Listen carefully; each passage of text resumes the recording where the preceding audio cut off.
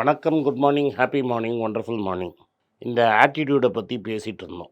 நேற்றெல்லாம் negative ஆட்டிடியூடை பற்றி பேசியிருந்தோம். But ஒரு ஆட்டிடியூட் பாசிட்டிவாக இருந்தால் நீங்கள் என்ன வேணால் பண்ண முடியும். இந்த பாசிட்டிவ் ஆட்டிடியூடுங்கிறது நீங்கள் லைஃப்பில் நீங்கள் தான் கொண்டு வரணும். எவ்வளோ தான் என்னால் லெக்சர் கொடுத்தாலும் என்னால் உங்களுக்காக பாசிட்டிவ் ஆட்டிடியூடை உள்ளே புகுத்த முடியாது. அந்த உள்ளே தருதுங்கிறது உங்கள்கிட்ட என்ன வருது.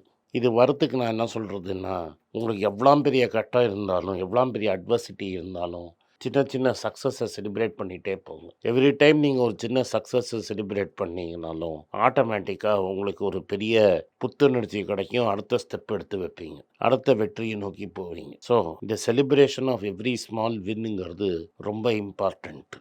உங்களோட வில் பவர் அப்படிங்கிறது ஒரு மசில் மாதிரி தான். எனக்கு வில் பவரே இல்லைப்பா அப்படிம்பாங்க. நீங்கள் எப்படி ட்ரெயின் பண்ணிங்கன்னா உங்கள் மசில்ஸ் டெவலப் ஆகுமோ அதே மாதிரி நீங்கள் ட்ரெயின் பண்ணிங்கன்னா உங்கள் வில் பவரும் டெவலப் ஆகும். உங்களோட லிமிட்ஸ் ஆஃப் த வில் பவரை டெஸ்ட் பண்ணி அதை ஏற்றிட்டே இருக்கிறது தான் அவங்க வேலை. எதுவும் தாங்கும் இதயம்னு சொல்லுவாங்க, அது மாதிரி இருக்கணும். ஏன்னா நம்மளுக்கு தான் சக்ஸஸ் வேணும், மற்றவங்களுக்கு சக்ஸஸ் தேவையே கிடையாது. ஒரு வில் பவரை எவ்வளோ தூரம் டெஸ்ட் பண்ண முடியும் அப்படிங்கிறத உங்களுக்கு நான் புரிய வைக்கிறேன். இந்த சீரீஸ் இப்போ ஆஸ்திரேலியாவோட நம்ம போய் பயங்கரமாக தோத்துட்டோம். இதுக்கு முன்னாடி சீரீஸில் விராட் கோலி பாதியிலே ஓடி வந்துட்டார். அஜிங்கா ரஹானே தான் கேப்டனாக இருக்கிற மாதிரி ஒரு நிலைமை. மெல்பர்னில் தான் நினைக்கிறேன், பிங்க் பால் டெஸ்ட்டில் 36 ரன் ஆல் அவுட் ஆகிட்டோம் நம்ம. அதுக்கப்புறமா நம்ம டர்ன் அரவுண்ட் பண்ணி சீரீஸே ஜெயித்தோம். முதல் டெஸ்ட் ஜெயித்தோம், 2வது டெஸ்ட் தோத்துட்டோம்.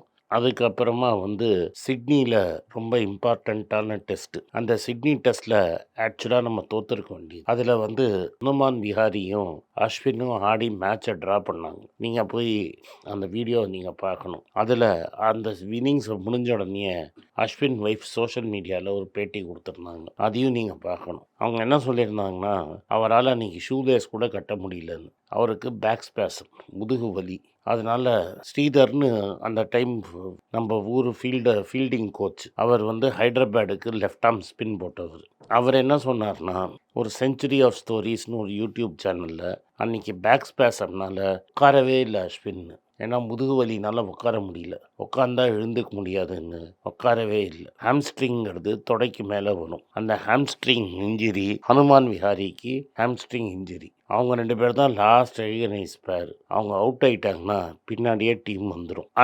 அந்த பீரியட் ஆஃப் பிளே இன்னைக்கு அந்த இன்டர்வியூவில் ஸ்ரீதர் சொல்கிறாரு, அது 240 பால்ஸுன்னு. அந்த 240 பாலும் ரவி சாஸ்திரி தான் கோச்.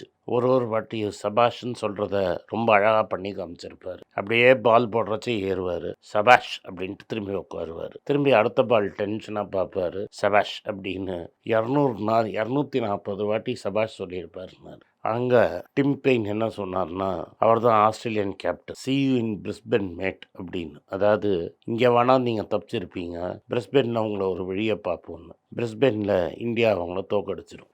அதுக்கு முன்னாடி 52 வருஷத்துக்கு அவங்க பிரிஸ்பெனில் தோற்றுருக்கவே மாட்டாங்க. அதுக்கப்புறம் வெஸ்ட் இண்டீஸும் போய் அவங்க தோக்கடிப்பாங்க, அது வேறு விஷயம். பட் நான் எதுக்கு சொல்ல வரேன்னா, testing the limits of will power அப்படிங்கிற ஒரு வார்த்தையை நான் யூஸ் பண்ணேன். ஒருத்தனால் முதுகிலே எழுந்து நிற்கவே முடியல, ஒருத்தனுக்கு ஹாம்ஸ்ட்ரிங் அடிபட்டுருச்சு. கடவுளுக்கு நம்ப வேண்டிக்கிறேன் உங்களுக்கு ஹாம்ஸ்ட்ரிங் இன்ஜுரி இருக்கக்கூடாதுன்னு. அவங்களால நடக்கவே முடியாது, you can only hobble around. ஆனால் அதில் அந்த விஹாரி எப்படி ஆடினான்னு நீங்கள் போய் பாருங்கள். உங்களோட கால் மூமெண்ட்டு தான் கிரிக்கெட்டுக்கே ரொம்ப அழகு. அந்த கால் மூமெண்ட்டே இல்லாமல் லிமிட்டட் மூமெண்ட்டில் எப்படி ஆடி அன்றைக்கி மேட்சை ட்ரா பண்ணாங்க அஸ்வினும் ஆகணும்னு பாருங்கள். 5th டே விக்கெட். நான் எதுக்கு சொல்ல வரேன்னா, த லிமிட்ஸ் ஆஃப் ஹியூமன் என்டூரன்ஸுங்கிறது நான் பழைய கிரிக்கெட் மேட்ச்லன்னு சொன்னீங்கன்னா உங்களுக்கு தெரியாது. பட் இது நீங்கள்லாம் பார்த்துருப்பீங்க. ஏன்னா முக்கால்வாசி பேர் இதை பார்க்கறது 90களில் பிறந்திருப்பீங்க. அதனால் நான் என்றைக்கோ கவாஸ்கர் கதையை சொன்னால் உங்களுக்கு புரியாது. பட் இந்த கதையை நிச்சயமாக பார்த்துருப்பீங்க. அதனால் இந்த விஷயத்த நீங்கள் நல்லா கற்றுக்கணும். வில் பவர்ங்கிறது உங்கள் தன்னம்பிக்கை தான். நீங்கள் what price you are putting on your wicket, அன்றைக்கி அதுதான். அன்றைக்கி என்னானாலும் அவுட் ஆகக்கூடாதுன்னு அவங்க 2 பேரும் ஆடி மேட்சை ட்ரா பண்ணி 1 நாளில் அடுத்த சீரீஸை கூப்பிட்டு போனாங்க. எல்லாரும் நினச்சாங்க பிரிஸ்பெனில் இந்தியா காலின்னு. நம்ம போலிங் போட்டவங்க எல்லாரையும் சேர்த்திங்கன்னா 5 மேட்ச் தான் ஆடி இருந்தாங்க. ஆனால் அன்னைக்கு ஜெயிச்சிட்டாங்க. ஏன்னா அஸ்வினுக்கு சிட்னிக்கு அப்புறம் பிரிஸ்பெயின் மேட்ச்சை ஆடுறதுக்கு அவனுக்கு ஃபிட்னஸே கிடையாது. அவன் அந்த மேட்ச்சை ஆடவே இல்லை. அதனால் நீங்கள் என்ன பண்ணணும்னா, கற்றுக்க வேண்டியதுன்னா, நீங்கள் எப்படி கேமை ஆடுவீங்க அப்படிங்கிறது உங்கள்கிட்ட என்ன கற்றுக்கணும். வாழ்க்கைங்கிறது உங்களோட வாழ்க்கைங்கிறது உங்கள் சிட்னி மேட்ச். நீங்கள் அஸ்வின் மாதிரி ஆடுவீங்களா, ஹனுமான் விஹாரி மாதிரி ஆடுவீங்களா, இல்லை எனக்கு முதுகெலும்பு எனக்கு முதுகில் ப்ராப்ளமு, எனக்கு ஹாம்ஸ்ட்ரிங்கில் ப்ராப்ளமு அப்படின்னு படுத்து வீட்டில் சுருண்டு படுத்துவீங்களாங்கிற முடிவு நீங்கள் தான் எடுக்க முடியும். இந்த முடிவை எடுத்துட்டு நீங்கள் உங்கள் வில் பவரை டெவலப் பண்ணி கடைசி வரைக்கும் ஃபைட் பண்ணிங்கன்னா தான் நீங்கள் வாழ்க்கையில் ஜெயிக்க முடியும். காருக்கு பண்ணணும்னு நினச்சி ஒரு இண்டிகா V2ங்கிறது ரொம்ப சக்ஸஸ்ஃபுல்லாக கார் பண்ணிட்டாரு. அந்த கார் பண்ணுறதுக்கு முன்னாடி வந்த ப்ராப்ளம்னால ஃபோர்டு கம்பெனிகிட்ட எப்படியாவது இந்த காரை தள்ளி விட்டணும்னு போய் பார்ட்னர்ஷிப்புக்கு கேட்குறாரு ரத்தன் டாட்டா. பில் ஃபோர்டு அவர் அவமானப்படுத்தி அனுப்புகிறாரு. அதே 2008 அதே ஃபோர்டு கம்பெனிக்கு ப்ராப்ளம் வரைச்ச JLR போய் அவங்கள்ட்ட வாங்கி அதை பெருசாக டேர்ன் அரவுண்ட் பண்ணி இன்னைக்கு அதை அவங்களோட ஒரு பெரிய பார்ட்டாக ஆக்கிட்டார். அதுதான் வில் பவர். எப்படி நம்மளுக்கு எவ்வளோ தூரம் வாய்ப்பு நம்மளுக்கு என்ன கொடுக்கும்னு நீங்கள் பார்த்துக்கங்க. அதை வாங்கின உடனே 402 ரூபாய்க்கு இருந்த ஷேரு 70 ரூபாய்க்கு வந்தது. ஏன் வந்ததுன்னா ஒரு டவுன் டர்ன் வந்துருச்சு. டவுன் டர்ன்னா கமர்ஷியல் வெஹிக்கிள்ஸ்லாம் ஒரு சைக்கிளில் தான் ஓடும். அந்த சைக்கிள்லேயும் டவுன் டர்னு. இவரும் கடன் போட்டு இந்த வண்டியை வாங்கிட்டாரு. பேசஞ்சர் வெஹிக்கிளும் விற்கலை. பின்னாடி வந்த நானோவும் ஃபெயிலியர். வேற எவனா இருந்தாலும் ஓடி போயிருப்பான். ஆனால் நானோவையும் பொருட்டுப்படாமல் எதையுமே பொருட்டாக எடுத்துக்கல. வந்த அடுத்த ஆள் இந்த டிவிஷனை விற்றுலான்னு போது விற்க முடியாதுன்னு சொல்லி சண்டை போட்டு இன்றைக்கி இது ஒரு சக்ஸஸ்ஃபுல் கார் கம்பெனியாக மாறிடுச்சு. எலக்ட்ரிக் கார்ஸில் ஒரு 60% மார்க்கெட் ஷேர் வச்சுருக்குறாங்க. திரும்பி இன்றைக்கி அவர் இல்லை. ஆனால் திரும்பி இதே கேள்வியை தான் எல்லோரும் கேட்குறாங்க. என்ன 1000 ரூபாயில் இருந்தது 600 ரூபாய்க்கு வந்துடுச்சு, நம்ம ஓடி போயிடலாமான்னு. திரும்பி பாருங்கள், அன்றைக்கி ஃபோர்டு சொன்னதை அவர் சீரியஸாக எடுத்துக்கிட்டு வில் பவர் காட்டாமல் இருந்திருந்தார்னா இன்றைக்கி டாடா மோட்டார்ஸ் இப்படி இருக்குமா? அதனால் நம்ம பேசுகிறது ரொம்ப ஈஸி. நம்மளால் ஒரு 1000 ரூபா ஸ்டாக்கு 600 ரூபா போனால் தாங்க முடியல. அவனோட லைஃப் டைம் ஒர்க்கே கையை விட்டு போயிடுங்கும்போது கூட அவன் அசரலை. அதுதான் வில் பவர், அதுதான் கட்ஸ், அதுதான் தைரியம், அதுதான் பிஸ்னஸ் பார்ட்னர்ஷிப். நான் திரும்பி திரும்பி உங்களுக்கு சொல்கிறேன், நீங்கள் பிஸ்னஸில் பார்ட்னர் ஆறீங்க. வேணுன்னா ஃபுல்லாக இருங்க, இல்லாட்டா ஓடி போயிடுங்க. 10 ரூபா நீங்கள் வாங்கிறது பீஸ் ஆஃப் பேப்பர் இல்லை. பேப்பர் பீஸ் வாங்கணும்னா இந்த சேனலுக்கெலாம் வராதிங்க. இல்லை, நீங்கள் you are buying in to that vision. நீங்கள் ஒரு ஷேர் வாங்கினாலும் அதுதான், 1000 ஷேர் வாங்கினாலும் அதுதான், 10,000 ஷேர் வாங்கினாலும் அதுதான். இன்றைக்கி வாங்கி நாளைக்கு போடணும்னு நினச்சிங்கன்னா டெஃபினட்டாக இந்த மார்க்கெட் பக்கமே வராதிங்க. ஒரு ஓனரும் ஒரு ப்ரமோட்டரும் இது மாதிரி ஒரு ஸ்ட்ரகிள் இருக்கும். பிரேம்ஜி அவங்க அப்பா அவரை ஸ்டான்ஃபர்டில் படிக்க ஆரம்பித்தார். ஸ்டான்ஃபர்டில் ஜாலியாக படிக்கலான்னு நடந்துட்டு இருக்கும்போது 2வது இயர் படிக்கிறச்சோ அவங்க அப்பா ஹார்ட் அட்டாக்ல செத்துட்டார். பெரிய அண்ணன் பிஸ்னஸ் வானான்ட்டார். இவர் தான் பிஸ்னஸை டேக் ஓவர் பண்ணி ஆகணும். அவங்க அப்பா விட்டுட்டு போன கம்பெனி வெஸ்டர்ன் இந்தியா ப்ராடக்ட்ஸ். வெறும் வனஸ்பதி பண்ணி விற்கிற கம்பெனி. அது ஆல்ரெடி பப்ளிக் கம்பெனி. அது அந்த கம்பெனியை டர்ன் அரவுண்ட் பண்ணி ஒரு கம்ப்யூட்டர் மேனுஃபேக்சரிங் கம்பெனியாக மாற்றி, அப்புறம் சாஃப்ட்வேர் கம்பெனியாக மாற்றி, இன்னொரு சைடில் சோப்பு சீப்பு பண்ணுற கம்பெனியாக மாற்றி 2யும் பிரித்து இன்றைக்கி இவ்வளோ சக்ஸஸ்ஃபுல் ஆக்கியிருக்காரு. அந்த மனுஷனை வில் பவரை பாருங்கள். உடனே விப்ரோவே வேஸ்ட்டு, மேலேயே போகாதுன்னு. பிரேம்ஜி பட்ட கஷ்டத்தை உங்களால் பட முடியுமா வாழ்க்கையிலன்னு? பிரேம்ஜியோட கதையை ஒன்று சொல்கிறேன், நான் கண்ணால் பார்த்தது. பெங்களூர் ஏர்போர்ட் அப்புறம் டோமலூரில் இருக்கும். இறங்கியாச்சு.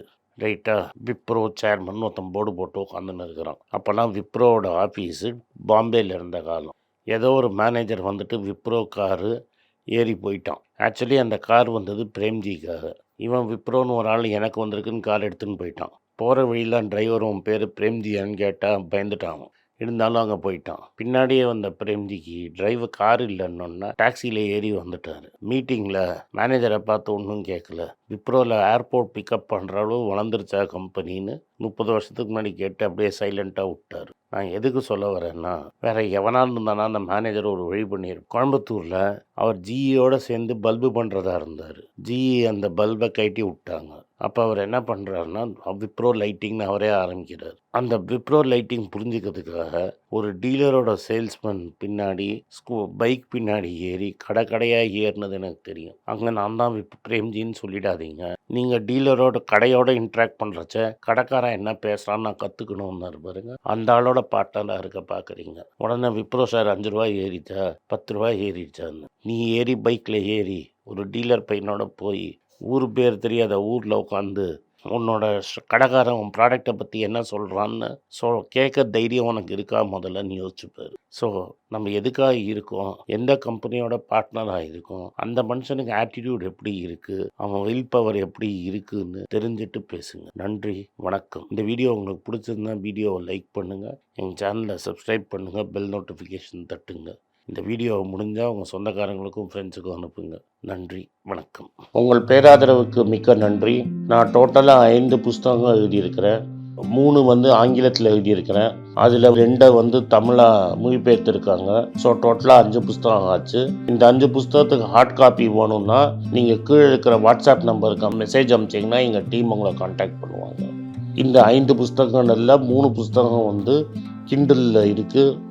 அமேசானில் கிண்டலில் வாங்கணும்னு ஃபீல் பண்ணுறவங்க நேராக கிண்டலில் வாங்கிக்கலாம். தமிழ்லேயே யாராவது ஃபைனான்ஸ் நியூஸ் படிக்கணும்னு ஃபீல் பண்ணிங்கன்னா தயவுசெஞ்சு moneypage.com விசிட் பண்ணுங்கள்.